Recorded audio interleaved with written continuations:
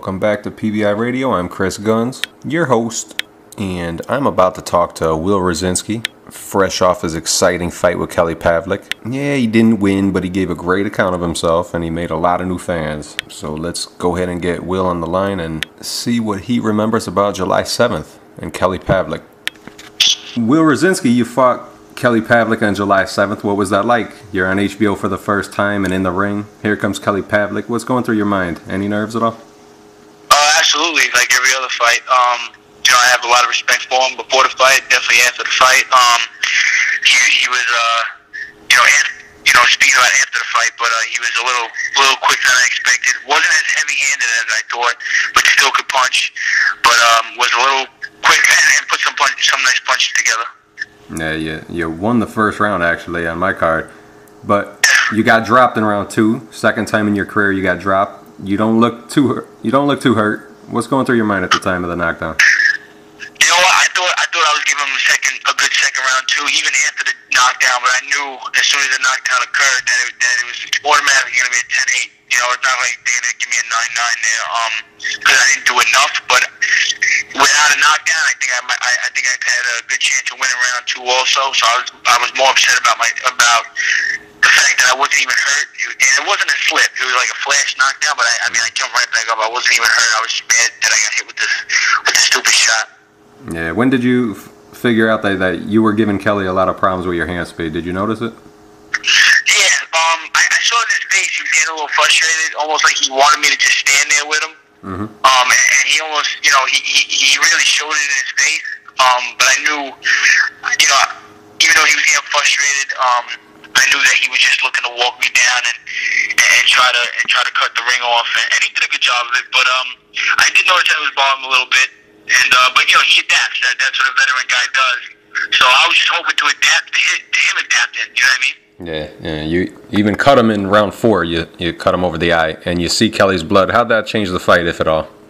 I saw blood, so it definitely gave me confidence, but I didn't want to get too anxious. I was looking for the right hand more to open up that cut, because the right hand did it to begin with. So I was trying to open up more, but again, he was protecting the eye good. Even using his elbow at times. His elbow probably hit my bicep 10 times. But it was a good fight. Yeah, you got to take your hat off to Kelly. He fought great under the stress, having a cut in such a bad place. How good is he? Right. He's really good. I knew that going into it. And I think his experience beat me. He knew how to win rounds. Some of the rounds that were a little close. He picked it up the last 10, 20, 30 seconds. To almost steal a round or 2. Like I said, he did put punches together nice. He was a little faster than I thought. Cut the ring off good. Not as strong as I thought, but still strong. I give him a lot of credit. How good? On what scale? I think he's. He was a former world champion. That's how good he is. Yeah, you fought both him and Edwin Rodriguez. Who would you favor if they fought? If they fought, I would. I think it would be a competitive fight. I think they both bring a lot to the table. Pavlik has experience. He definitely has a bigger power shot. But Edwin does have the speed. Edwin can box. He has better footwork. At some points with my fight with Pavlik, even after watching myself, it almost looked like sometimes rather than boxing, I was running a little bit, because I maybe wasn't putting punches together as much. So I think if I was busier while moving, because that was our plan from the get-go, just move a lot. We use a lot of movement. I think, Martinez and B-Hop pretty much had the blueprint for Pavlik, but I wasn't busy enough.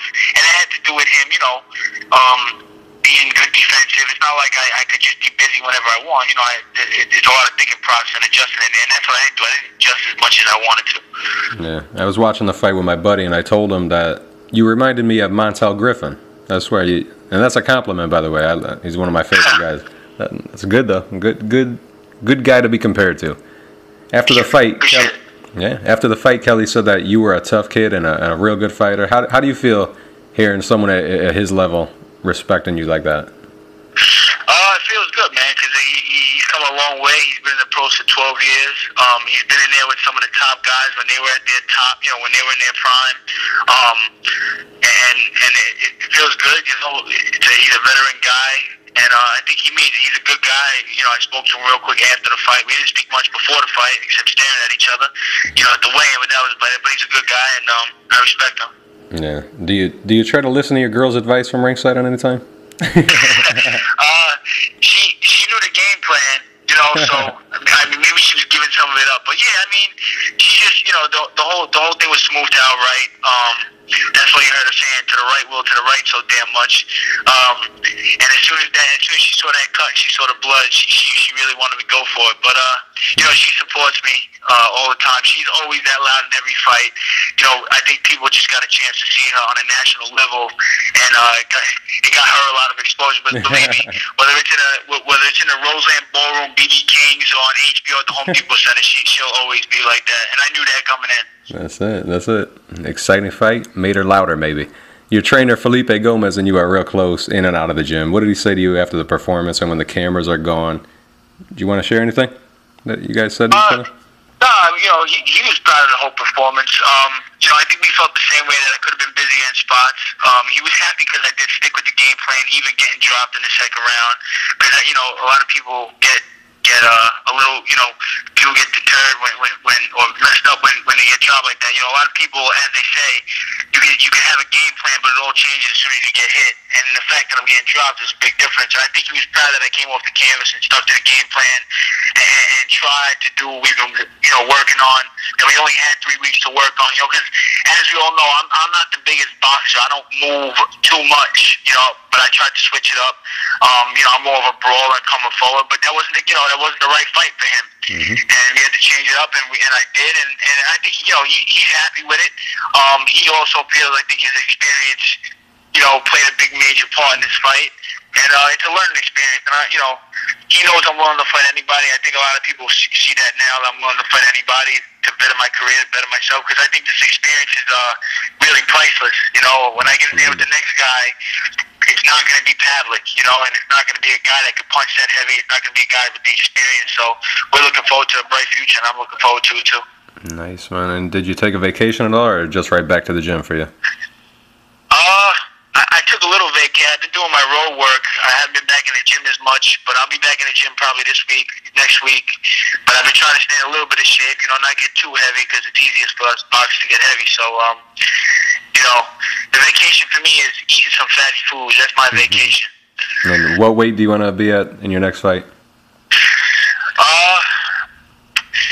Definitely. Well, we're not going above 168. That's for sure. We've been talking about possibly moving down a couple of pounds, and maybe campaigning in a couple more fights at 160, possibly. I don't know if it's possible. I will give it a shot and see how I feel, and I'm going to do it gradually. The smart way. I'm not going to just go down to 160, but that's here nor there. It's kind of like something we're going to cross that bridge when we get to it and see how I feel. Because if it might not be worth it to move down 8 more pounds. I didn't feel like he was so heavy-handed I couldn't do what I wanted, but he was a big guy. Those top guys, they're all 6 foot and better. But again, I'm used to that. So, it's just see what's better for my career and what's better for my performances. Yeah, and it's actually a trend now. You see a lot of fighters moving down. When you used to not see that, they would only move up. But now you're seeing a lot of guys moving down and stuff. So a lot of people are doing it. When do you want to fight again? You know what? September 15th came up with the Chavez-Martinez undercard. It did come up. It's nothing set in stone. It's nothing really that's happening. It was mentioned to me. I don't know if it's what was said, behind the scenes. Yeah. But also September 22nd was mentioned. So hopefully September. I'm getting married at the beginning of October, so I'm looking to get another fight in before that, just to stay busy, and then take it from there. But again, I'm not rushing into anything. I'm not going to go into anything unprepared. So. Yeah. Anything to say to your multiplying fan base, Will? What's that? Anything to say to your multiplying fan base? I appreciate all the support. I'm looking forward to making a lot more noise. I think a lot of people know who I am now, but it's I want to start winning more, and not having people know who I am because of a loss. as I say all the time, I'll fight my heart out every fight, and I'm looking to do a lot of big things in the near future, and I appreciate all the support as always. Will Rosinsky, it was a great learning experience, and I think you're going to be better off for it. Great job and good luck, man. Thanks for your time.